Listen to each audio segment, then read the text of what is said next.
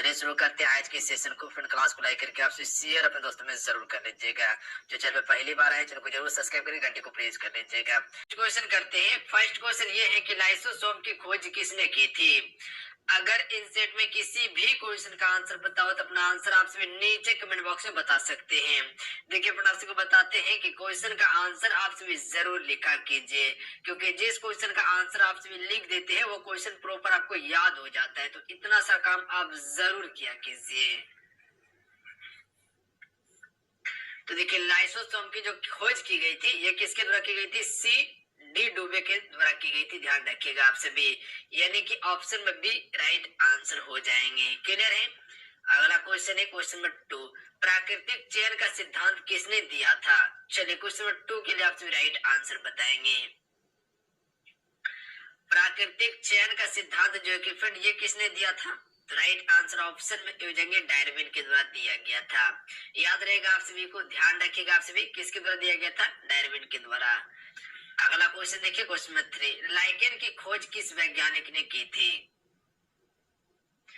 Right answer option में देंगे तुलासने के द्वारा लाइकेन की खोज की गई थी। फिर ध्यान रखिएगा आप सभी, ऑप्शन में डी करेक्ट आंसर रहेंगे तुलासने के द्वारा।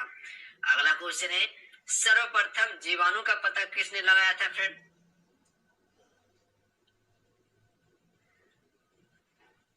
बी राइट आंसर है ल्यूवेन हॉक ने। देखिए ल्यूवेन हॉक ने सबसे पहले जीवाणु का पता लगाया था, यानी option number B right answer है। अगला क्वेश्चन देखिए पेनिसिलिन की खोज किसने की थी।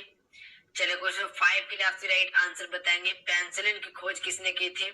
ज्यादातर कोशिश किया गया है खोज एवं खोजकर्ता से प्रश्न लिया जाए, क्योंकि यहाँ से क्वेश्चन ज्यादातर पूछा जाता है। तो अलेक्जेंडर फ्लेमिंग ने, ध्यान रखिएगा, अलेक्जेंडर फ्लेमिंग ने पेनिसिलिन की खोज की थी, यानी कि इसका ऑप्शन में ए राइट आंसर रहेंगे। अगला है कोशिका शब्द का प्रयोग सर्वप्रथम किसने किया था। क्वेश्चन नंबर 6 के लिए आपसे राइट आंसर बताएंगे। देखिए कोशिका शब्द का प्रयोग जो सबसे पहले किया गया था रॉबर्ट हुक के द्वारा किया गया था, ध्यान रखिएगा आप सभी, यानी कि ए राइट आंसर रहेंगे। अगला क्वेश्चन है इंसुलिन की खोज किसने की थी। फ्रेंड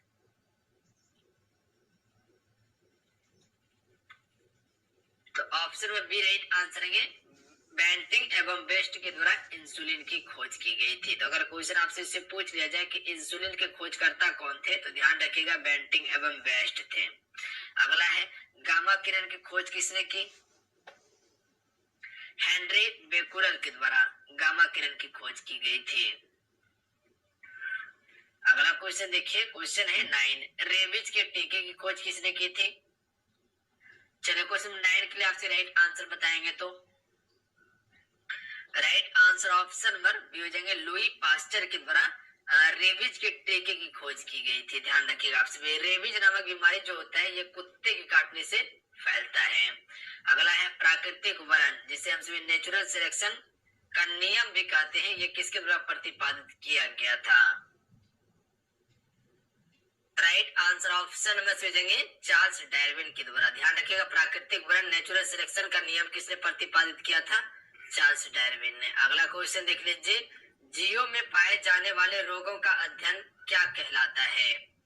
तो जीवों में पाए जाने वाले रोगों के अध्ययन को हम सभी क्या कहते हैं, पैथोलॉजी कहते हैं। ध्यान रखिएगा आप सभी, ऑप्शन में ए राइट आंसर रहेंगे। अगला है ऑक्सीजन की खोज किसने की थी। फ्रेंड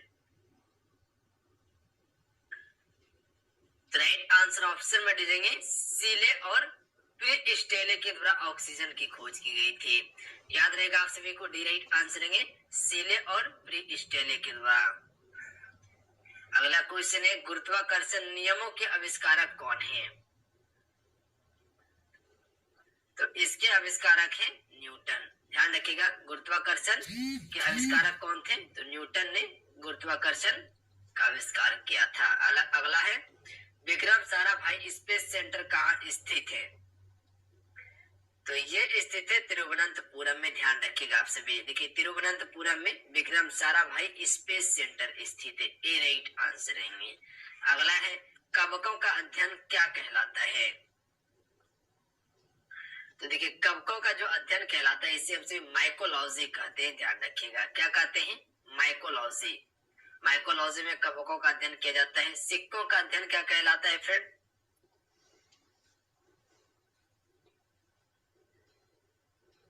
तो राइट आंसर ऑप्शन में दीजिएंगे न्यूमिस्मैटिक कहा जाता है सिक्कों के अध्ययन को। याद रहेगा आप सभी को, डी राइट आंसर रहेंगे। अगला है सेलुलर और मॉलिक्यूलर जीव विज्ञान केंद्र कहाँ स्थित है?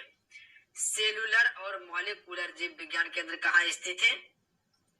तो ए राइट आंसर रहेंगे हैदराबाद में स्थित है, ध्यान रखिएगा। अगला क्वेश्चन देखिए, centre for DNA fingerprint and diagnostic अवस्थित है, तो ये कहां पर अवस्थित है? हैदराबाद में है, ध्यान रखिएगा। सेलुलर और मॉलिक्यूलर जीव विज्ञान कहाँ है? हैदराबाद में। और आपका centre for DNA and fingerprint and diagnostic जो अवस्थित है ये भी हैदराबाद में ही है। अगला क्वेश्चन देख लीजिए, आधुनिक वर्गीकरण का पिता किसे कहा जाता है फ्रेंड? लिनियस को, ध्यान रखिएगा। ऑप्शन में डी राइट आंसर रहेंगे। लिनियस को आधुनिक वर्गीकरण का पिता कहा जाता है, तो ध्यान रखिएगा, डी राइट आंसर रहेंगे। अगला है कोशिका का अध्ययन क्या कहलाता है? तो देखिए कोशिका का अध्ययन जो कहा जाता है इसे हम सभी साइटोलॉजी कहते हैं। क्या कहते हैं? साइटोलॉजी। अगला क्वेश्चन देखिए, निम्नलिखित में से किसकी वेधन क्षमता अधिक होती है फ्रेंड? तो देखिए वेधन क्षमता जो अधिक होती है वो किसकी होती है? गामा किरण की, ध्यान रखिएगा। गामा किरण की जो कि वेधन क्षमता सबसे अधिक होती है। अगला क्वेश्चन है क्वेश्चन 22, घूर्णन करती हुई एक मेज पर अचानक एक लड़का आकर बैठ जाता है, तो मेज के कोणीय वेग पर क्या प्रभाव पड़ेगा?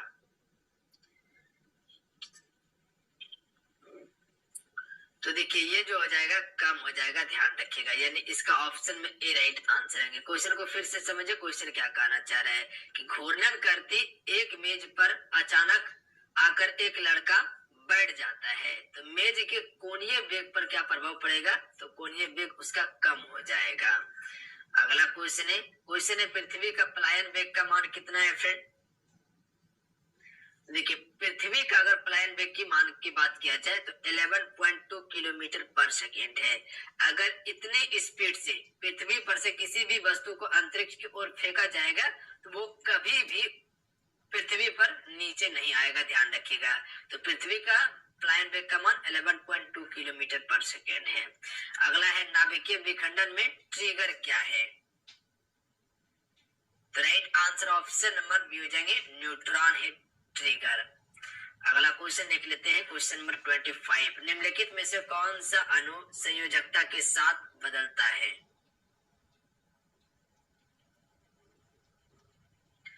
परमाणु भार जो है फ्रेंड ये अणु संयोजकता के साथ बदलता है। अगला है जब किसी वस्तु को ठंडा किया जाता है तब उसके अणुओं